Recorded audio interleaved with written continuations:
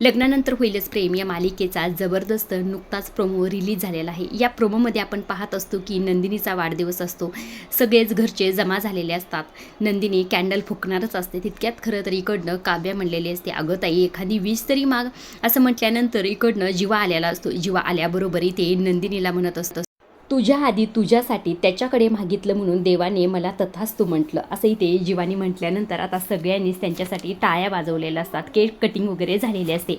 आता जीवानी खरं तरी ते नंदिनीच्या हातात छोटे बाळकृष्ण दिलेले असतात आणि बाळकृष्ण देऊन नंदिनीच्या हळूच कानात म्हणत असतो, तुझी इच्छा पूर्ण झालेली आहे. आपण आता आईबाबा होणार आहोत. आपलं बाळ तिच्या पोटात वाढवण्यासाठी आपल्याला आई मिळालेली आहे. हे ऐकल्यानंतर इथे नंदिनीला फार आनंद झालेला असतो. आता फायनली म्हणजे जीवा नंदिनीच्या आयुष्यात आनंद येणार आणि जीवा नंदिनीला आईबाबा होण्यासाठी ही मुलगी मदत करणार.